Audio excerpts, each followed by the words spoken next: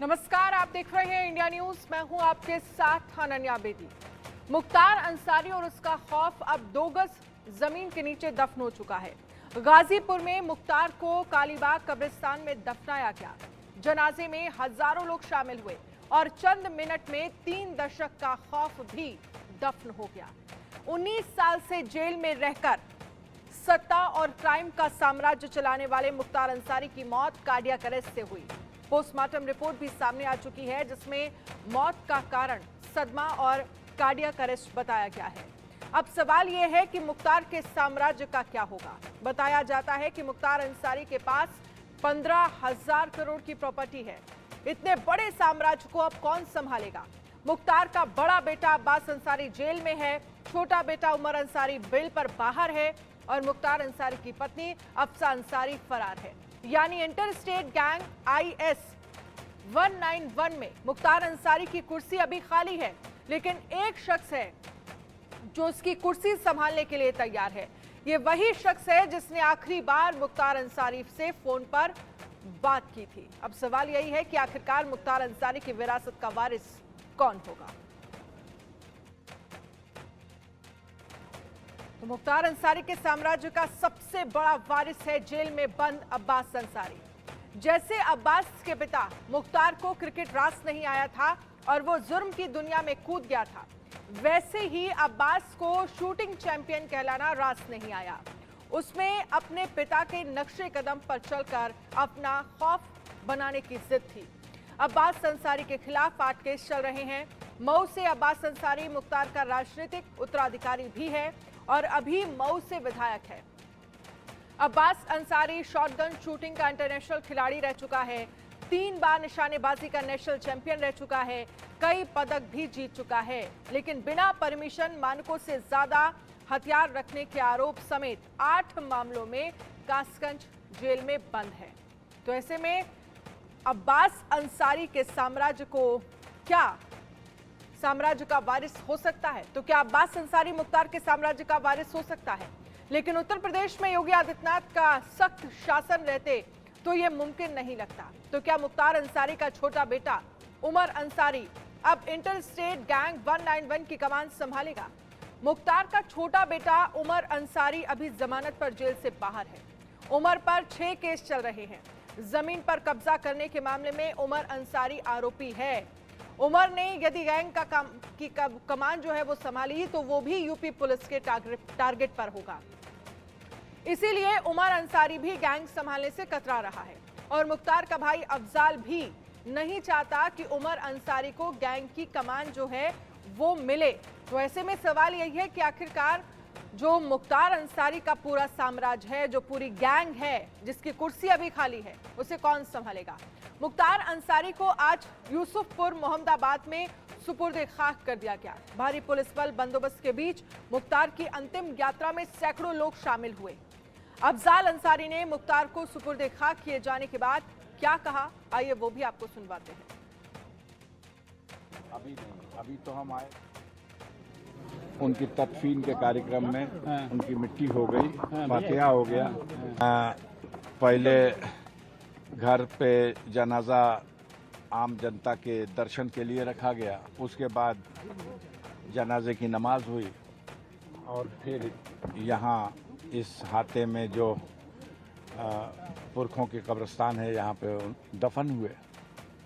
फातिहा हो चुका है। क्योंकि भीड़ भाड़ बहुत ज़्यादा थी, ओवर क्राउड हो जाने की वजह से कुछ मुश्किलें आई, लेकिन धीरे धीरे सब कुछ खैरियत से हो गया। जो समर्थक आए थे उनको क्या अपील करेंगे? जो कुछ नहीं, वो सब मट्टी आज दे लें, कल दे लें, जब चाहे आके फातिहा पढ़ लें। मज़ार पे मट्टी डालने और फातिहा पढ़ने से कौन सी रोक है, लेकिन एक बार एक साथ जाके हुल्लड़बाजी ये मुनासिब नहीं है। और अभिषेक हमारे संवाददाता इस पर ज्यादा जानकारी के लिए हमारे साथ जुड़ गए हैं। अभिषेक, अब गाजीपुर में आज मुख्तार अंसारी को सुपुर्द खाक कर दिया गया, लेकिन जो तस्वीरें सामने आई, जिस तरह से भीड़ देखी गई, क्या इस भीड़ को देखते हुए कहा जा सकता है जो तमाम इंतजाम किए गए थे पुलिस की तरफ से वो फेल होते दिखे? क्योंकि बहुत ज्यादा क्राउड था और हम देख रहे हैं किस तरह से पुलिस बल की तैनाती भी कल रात से ही कर दी गई थी। उसके बाद इस तरह की तस्वीरें आना और तमाम सवाल अब मौत को लेकर जो राजनीतिक पार्टियां हैं वो सियासत भी कर रही हैं और सवाल खड़े कर रही हैं। बिल्कुल, क्राउड कंट्रोल को लेकर अगर कहा जाए तो जिस तरह की भीड़ आज उमड़ी थी उसको लेकर प्रशासन ने पहले ही पूरी तैयारी कर रखी थी। हम पूरे रास्ते जब साथ में आए बांदा में इस पूरे काफिले के, तो कोई ऐसा चौराहा, कोई 100 मीटर की सड़क नहीं गई होगी जहां पर पुलिस फोर्स का डिप्लॉयमेंट नहीं था। शायद यही वजह थी कि काफिले को जिस तरह से लेकर आया गया और फिर मुख्तार अंसारी के पार्थिव शरीर को उनके परिवार को सौंपा गया यहाँ पर। उसके बाद सुबह फातिया और नमाज अदा हुई और फिर उन्हें सुपुर्दे खाक किया गया। इस दौरान कुछ चीज़ें हुई, यानी भीड़ कहीं से कोई इंस्टिगेशन में ना आ जाए, कोई घटना ना हो जाए, इसीलिए बाकायदा 10 से 11 IPS ऑफिसर, रैंक ऑफिसर्स पूरे इस मंडल में मौजूद था। यानी सिर्फ गाजीपुर में ही नहीं, गाजीपुर में पीयूष मोडिया मौजूद थे ADG, गाजीपुर में DIG OP सिंह मौजूद थे, SSP SP मौजूद थे, यहाँ पे DM और कमिश्नर भी यहाँ मौजूद थे। और जिस तरह से क्राउड कंट्रोल किया गया, क्योंकि हम सब वहाँ मौजूद थे उस वक्त जब सुपुर्दे खाक किया जा रहा था मुख्तार अंसारी को, तो ये देखने को मिल रहा था कि पब्लिक किसी तरह से हुल्लड़बाजी, हूटिंग, हालांकि प्रशासन ने वीडियो कैमरे लगवाए थे इस बात को पूरी तरह सुनिश्चित करने के लिए कि जो लोग भी नारेबाजी, हुल्लड़ या हूटिंग करेंगे उनके खिलाफ भी कार्रवाई की जाएगी, क्योंकि धारा 144 प्रचलित है। लिहाजा ऐसे में किसी तरह की भीड़, इस तरह से इंस्टिगेशन, ये किसी और रूप में, किसी और रंग ना ले ले, इसलिए इतना भारी पुलिस का अमला यहाँ तैनात किया गया था। और शायद यही वजह है कि थोड़ी नोकझोंक हुई भी पुलिस और जो भीड़ अचानक से वहाँ उमड़ रही थी, लेकिन पुलिस कंट्रोल करने में कामयाब रही, क्योंकि किसी तरह की कोई अप्रिय घटना नहीं पेश आई जिसकी उम्मीद आप हमारे साथ रहिएगा, आगे भी इस पर हम चर्चा करेंगे। लेकिन उससे पहले एक तरफ तो अफजाल अंसारी कहते दिखे कि सब कुछ शांतिपूर्वक निपट गया, लेकिन वो खुद मुख्तार के जनाजे के दौरान प्रशासन के अधिकारियों से बहस करते हुए नजर आए थे। अफजाल अंसारी डीएम से भिड़ गए। अफजाल अंसारी ने डीएम को हनक दिखाने की कोशिश की। दरअसल मुख्तार के जनाजे में सैकड़ों लोगों की भीड़ पहुंची थी और इसी दौरान बीएसपी सांसद अफजाल अंसारी की डीएम से बहस हो गई। अभिषेक हमारे साथ इस पर बने हुए हैं। अभिषेक, एक बार सुनवा देते हैं कि किस तरह से बहस अफजाल अंसारी और वहां के डीएम के बीच। मट्टी देने के लिए, अपने धार्मिक प्रयोजन के लिए, जहाँ के भी 4-5 लोग मजदूर लोग हैं या भाई हैं, हम आप, ये आपकी कृपा पे नहीं है कि आप कहिएगा कि 3 लोग मिट्टी देंगे।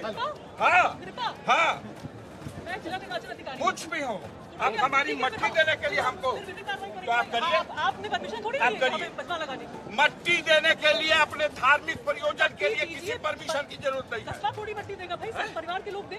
कस्बा नहीं, जहाँ के भी कोई मट्टी देना चाहेगा वो देगा।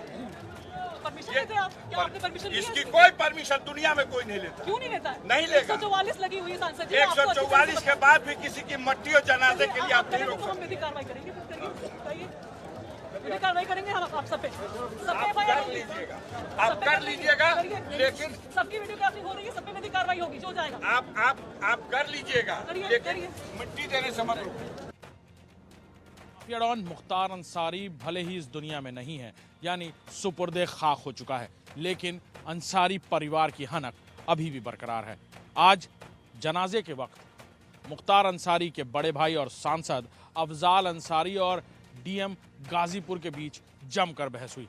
बहस में साफ नजर आया कि कैसे अफजाल अंसारी अपनी हेकड़ी दिखाने की कोशिश कर रहे हैं, कैसे ये मैसेज देने की कोशिश की जा रही है कि भले ही मुख्तार अंसारी अब इस दुनिया में नहीं है, लेकिन उसकी हनक और जलवा परिवार के साथ पूरी तरह बरकरार है।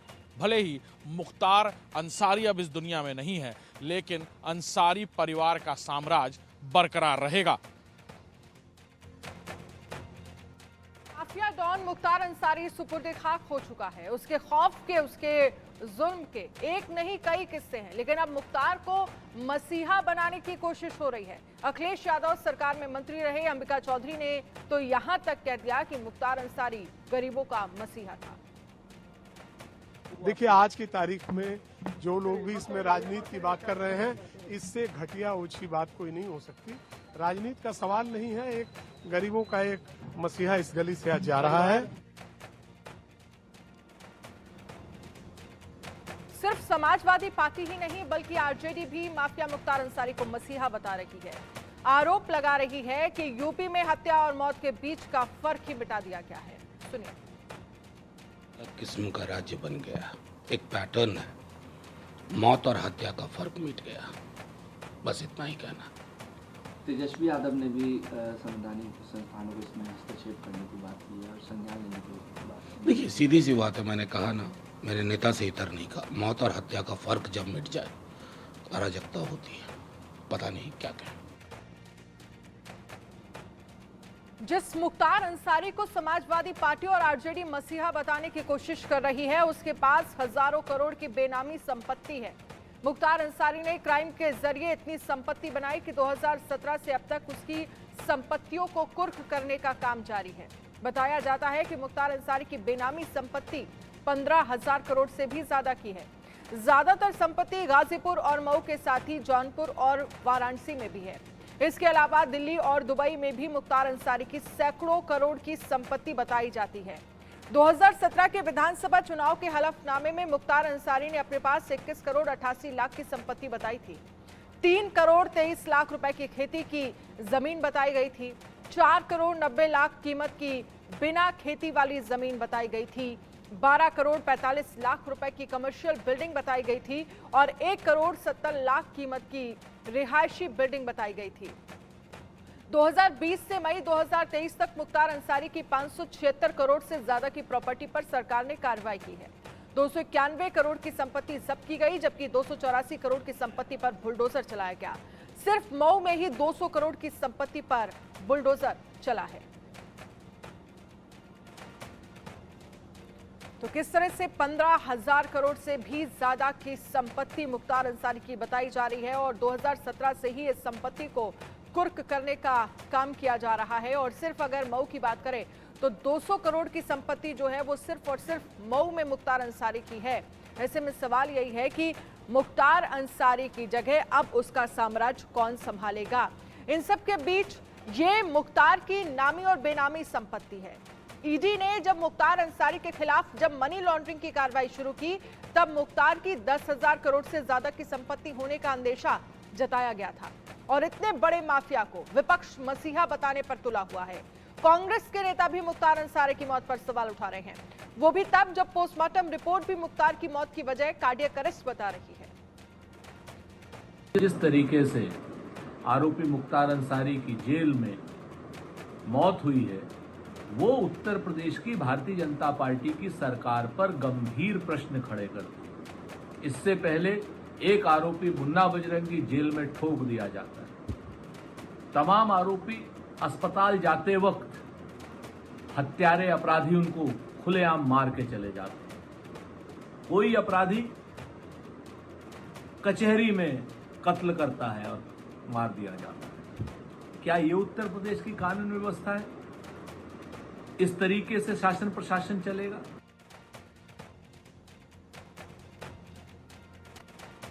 अब सवाल यही है कि इस बहस के क्या मायने निकाले जाएं। ये कहा जाए कि हना कभी भी बरकरार है, और उससे भी बड़ा सवाल ये है कि अगर अब्बास अंसारी और उमर अंसारी मुख्तार के साम्राज्य की कमान नहीं संभालेंगे तो फिर कौन संभालेगा। मुख्तार अंसारी की पत्नी अफसा अंसारी अभी फरार चल रही है। अफसा पर 13 केस दर्ज है और पुलिस ने उस पर 75,000 का इनाम रखा है। अफसा यदि सामने आएगी तो तुरंत सलाखों के पीछे जाएगी। और अब सवाल यह है कि आखिरकार मुख्तार अंसारी को मसीहा बताने वाले लोग कौन हैं। तो सवाल वही है कि मुख्तार की संपत्ति यदि 15,000 करोड़ की है तो उस संपत्ति को कौन संभालेगा। कौन मुख्तार अंसारी गैंग की कमान संभालेगा। यदि अफसा अंसारी गैंग नहीं संभाल सकती है तो एक ही नाम है जो गैंग संभालने के लिए बचता है, और ये नाम है निखत अंसारी, अब्बास अंसारी की पत्नी, जो फिलहाल जमानत पर जेल से बाहर है और लेडी डॉन बनने के लिए तैयार है। निखत अंसारी ही वो आखिरी शख्स थी जिसने मुख्तार अंसारी से आखिरी बार फोन पर बात की थी। इस कॉन्फ्रेंस कॉल में उमर अंसारी भी जुड़ा हुआ था, लेकिन जिस तरह निखत अंसारी मुख्तार को लेकर परेशान थी, उससे साफ है कि अब निखत लेडी डॉन बनने की तैयारी कर चुकी है। अंसारी का राजनीतिक वारिस उसका बड़ा बेटा अब्बास अंसारी फिलहाल जेल में है। मुख्तार अंसारी का दूसरा बेटा बेल पर बाहर है। यानी मुख्तार अंसारी की पत्नी की बात की जाए, वो फरार है और पुलिस ने उस पर 1 लाख रुपए का इनाम रखा हुआ है उसकी खबर बताने पर। साथ ही मुख्तार अंसारी परिवार में सिर्फ एक वाहिद शख्स है जो बेल पर बाहर है और ये कयासें लगाई जा रही हैं कि जल्द ही वो मुख्तार अंसारी गैंग की कमान संभालेगा, यानी वो होगा डॉन की कुर्सी का अगला मालिक। जी हाँ, निखत अंसारी, मुख्तार अंसारी के बड़े बेटे अब्बास अंसारी की पत्नी। निखत अंसारी भी एक मामले में जेल में थी, फिलहाल बेल पर बाहर है और ये कहा जा रहा है कि अब मुख्तार अंसारी गैंग यानी IS 191 की गद्दी पर निखत अंसारी बैठने को पूरी तरह तैयार है। तो निखत अंसारी क्या मुख्तार का साम्राज्य संभालने के लिए तैयार है? दरअसल मुख्तार की मौत से कुछ दिन पहले निखत अंसारी ही वो शख्स थी जिसने मुख्तार से फोन पर बात की थी। बातचीत की शुरुआत निखत अंसारी ने ही की थी और बाद में उस कॉल में उमर अंसारी भी जुड़ा था। फोन पर क्या बातचीत हुई, सुनिए। हेलो, अस्सलाम वालेकुम पापा, कैसे हैं आप? अल्लाह का शुक्र है पापा, आपकी आवाज़ सुनने नसीब हो रही है हम लोग को। आप ठीक है ना? आपकी आवाज़ बहुत डर आ रही है। रुकिए, उमर लाइन पे ही, आप करिए। हेलो, जी पापा, अस्सलाम वालेकुम, आप ठीक हैं? बस अल्लाह। तो ये बातचीत जो है शुरुआत में आपने सुना, निखत अंसारी जो है वो मुख्तार अंसारी से बात करती हुई नजर आ रही है और उसके बाद उसी कॉल में उमर अंसारी जो है वो ज्वाइन करता है दोनों को और फिर बातचीत शुरू होती है। इस पर ज्यादा जानकारी के लिए अभिषेक हमारे साथ बने हुए हैं। अभिषेक, ये कौन लोग हैं जो लगातार मुख्तार अंसारी को मसीहा बताने पर तुले हुए हैं? संपत्ति की बात करें तो 15,000 करोड़ की संपत्ति मुख्तार अंसारी की बताई जा रही है, जो जिसे 2017 से कुर्क करना शुरू कर दिया गया था। सिर्फ मऊ में ही 200 करोड़ की संपत्ति है। ऐसे पार्टियों पर, ऐसे राजनीतिक लोगों पर कहीं ना कहीं सवाल खड़े हो रहे हैं जो मुख्तार अंसारी को कह रहे हैं कि वो मसीहा है। बिल्कुल, निश्चित तौर पर वो लोग जो कभी अक्सर ऐसा होता है कि अपराध की या जराइम की दुनिया में बहुत नाम कमाने के बाद जब लोग राजनीति का चोला उड़ते हैं तब वो एक वर्ग विशेष को साथ जोड़ने की कोशिश करते हैं और कहीं ना कहीं अपनी इमेज को रॉबिन हुड की इमेज बनाने की कोशिश करते हैं।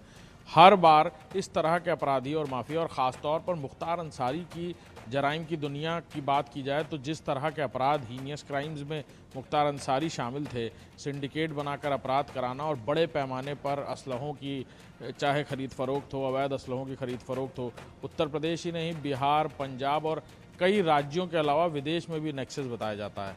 ऐसे अपराधी सीधे तौर पर राजनीतिक फ़ायदा लेने के लिए अपने इलाकों में गरीब मासूम लोगों को पैसे रुपए इस तरह से मदद करके और कहीं ना कहीं ये एहसान जताने की कोशिश करते हैं कि हाँ वो अमीरों से तो ले रहे हैं, लूट रहे हैं, गरीबों में बांट रहे हैं।